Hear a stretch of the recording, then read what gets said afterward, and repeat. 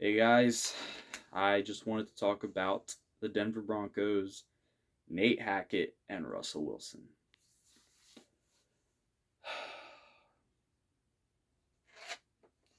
So there were three teams that, me personally, I was very intrigued to see how they were with their changes that they had made, and I kind of had high expectations for them. A lot of people did, and one of those was the Broncos. The other one was the Raiders, and the other one was the Vikings. I have a video about the Vikings and Raiders, and I was just like, these two teams. I mean, look out! Raiders defense has not been good at all, and yeah, the Vikings defense has been okay, better than a lot of people give them credit for, but overall not up to par. The Denver Broncos, though, their defense has been outstanding, fantastic, great. I mean, they won a game where they scored like 12 points or 16. I don't know. Uh, so what's the problem? Because is it the $245 million quarterback you traded your entire like family for? Kind of. So I'm watching the Broncos game, and something's not right. Well, one, the protection is not good. But here's the thing: if the protection is not good, that's all fine and dandy. If you're not able to move the ball, don't blame the quarterback. I'm all for that. Not good protection. Don't blame the quarterback for not scoring or moving the ball. It's not always on him. What is on him is when there is a play to be made and he does not make it. And I think this is a combination of things. I really wish someone would do a film room breakdown of this, but just from what I see bad play calling and bad play design. I see a failure to execute by Russell Wilson and the offensive line, and I see kind of lack of confidence among the receivers, like a skittishness almost. And what I mean by that is, in the Thursday night game, I see Russell Wilson throw one of his go routes, his bread and butter. This is literally what Russell Wilson has been the best at his entire career. Deep along the sideline to I believe it's Jerry Jeudy. I love Jerry Jeudy. I thought this would be the year he breaks out because he's finally got a competent quarterback. It has not been that. Now, is that because of Jerry Jeudy or is it Nate Hackett? Maybe later. And a lot of people said bad throw. It was a bad throw. Should have been better. But if he kept running, he had a chance, in my opinion, to get that. But there's one problem. There's a safety coming on that would have lit him up if he touched that ball. And you just see Jerry Jeudy kind of pull up and kind of do the whole like it's too far thing that receivers do. And I don't like that. I'm a Jerry Jeudy apologist, and I didn't like that. I was like, "What are you doing?" People are like, "Russell Wilson's got to put it better." And I'm like, I mean, yeah, but receivers got to help him out. I mean, nobody's helping Russell Wilson. That's the thing. Now, if you're paying quarterback that much money and he's your franchise quarterback, you shouldn't really have to help him out. But it's nice if you can. We heard all this talk about how the Broncos was set up so well for Russell Wilson to succeed, and it's not been that way. I mean, we knew the offensive line would be rough, but it's like Russell Wilson's used to that. Look at where he played. Seattle's offensive line was terrible when he was there, and ironically enough, they're better now.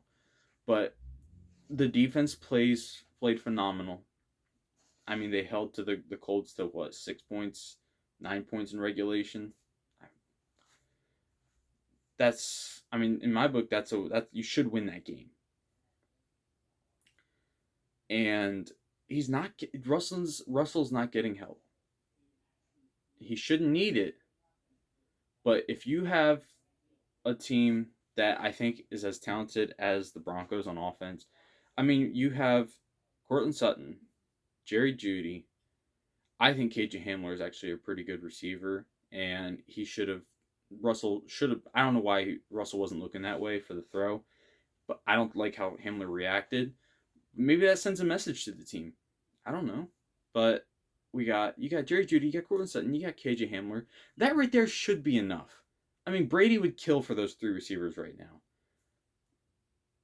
and they're not helping him out. Russell's not hitting them when they're wide open. If he is, it's not a great throw. I mean, to the backside of Jerry Jeudy was kind of kind of low and behind him, where he had to stop, catch it, and then go. And the running backs, I mean, Melvin Gordon's fumbling. Hopefully, Boone gets more carries because he was actually very impressive. The offensive line is not playing great, but it's playing well enough right now, in my opinion. They're playing. I mean, they let Indianapolis get after him, and in my opinion, Indianapolis does not have a great defensive line. I think Buckner is a little overrated, but they're doing enough. They're giving him plays where Russell can make a play, and he doesn't, and that's the disappointing thing. And I don't think there's only one of there's two people you can blame. One of them might not be at fault. The other one, maybe it's a combination. But there's Russell Wilson and there's Nathaniel Hackett. I thought Nathaniel Hackett would be a great fit for Russell Wilson. Not because of how I was with Aaron Rodgers, but what he did with Blake Bortles as his quarterback. And if you look at that receiver core, the best receiver was like Marquise Lee. So seeing what he had at his disposal, better than the receiver core he had at Green Bay. I mean, I'll take Devontae Adams over any of these guys. But after that, Allen Lazard, no, I'll take Courtland Sutton and Jerry Jeudy over that. And he has all these weapons at his disposal. And in the first few weeks, he starts blowing it. I mean, he hires a dude to do his job. I mean, now I think that showed a lot of maturity to say, you're right, I'm not good at these clock situations, so I'm bringing in somebody to help me manage it. That's maturity. That's cool. I like that. You're not saying I'm stalwart. I'm gonna hold on to what I want to do, and I'm gonna do it. Even though we kind of did that with play calling, but that's fine. I want you to be play caller. You've been play caller before, and you've done pretty good at it.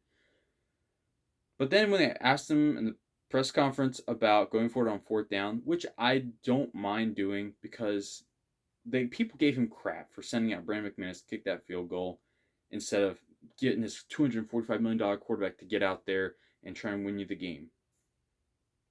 And you know what he did this time? He said, all right, I'm going to win the game. $245 million quarterback, get out there and win it for me. And he didn't. He missed a wide open receiver. But anyway, when I asked him about going for it on fourth down, he said, yeah, I got the green light from upstairs to go for it. And I'm thinking, like, who gave you the green light? You're the head coach. If it's that Roseberg guy, regardless of what he says, there's no such thing as a green light with that guy. That dude can say, you should call a timeout here. That's it. That's all I should hear from him. I should hear, you can call a timeout here. Or you should challenge that. Those two things. That's it. I don't want to hear Jack Squat like, I wouldn't go for it on fourth right here. Shut up. And that, to me, was very indicative of who Nathaniel Hackett is. I like Nathaniel Hackett. I think he is a good offensive coordinator. But I don't think he's a good head coach. He's not assertive. He's not a leader of men. I hate to say that. That sounds so judgmental. But I'm saying he's not a coach. He's not a head coach. He's a really good assistant coach, but he's not a head coach. Maybe Sean Payton can come in here next year and fix this, but I kind of rabbit trailed. That last play.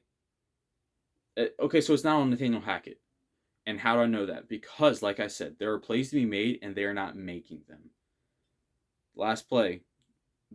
Colts are in man, I believe, and they have a man beater. I mean, I think lots of people said they have a man beater in KJ Hamler with a rub route going inside. And any other quarterback, if you have a man beater against man coverage, that's where you're looking. Russell Wilson didn't look over there once. One time the ball came near to KJ Hamler, a lot of people said Russell was trying to throw it to KJ Hamler. I don't know how you can come to that conclusion, because if it was a throw to KJ Hamler, it was a terrible throw because it would have been a good throw to Courtland Sutton if Stephon Gilmore didn't touch it. But yeah, he has to know that. He's a veteran quarterback. This isn't like he's a second-year quarterback trying to learn these things, or a rookie. He is like, what, a 10-year vet, something like that? He's got to know where to, like, all right, man coverage, this is the route that should win. And he didn't do that. So that's on him, guys. I mean, And the throw that Stephon Gilmore picked off, that's play calling, in my opinion, but also you can't throw that. It's shared blame. What the only thing that I can say to do, if you're Nathaniel Hackett, say, all right, Russ, what in this offense do you like? And if he says all of it, and you're like, then why do you suck at it? But then you go through plays like, all right, don't like this, don't like this. All right, make it simple for him right now. I know it's going to suck, but if you can't get people to play simple, you can't get them to play complex. That's just how it is. So get it simple for them. Start right now. Get everyone in line. No mistakes by the receivers. Hopefully the offensive line can play well and get it going. But this is not good. And if it stays like this, Nathaniel Hackett will probably be fired in about 2 weeks if it does not improve. Hopefully it doesn't. Also, I don't think the injury really had any effect on anything Russell did in that game. Maybe why he didn't run, but he hasn't been running all season. So he should be fine. But yeah, that's all I got. Thanks, guys.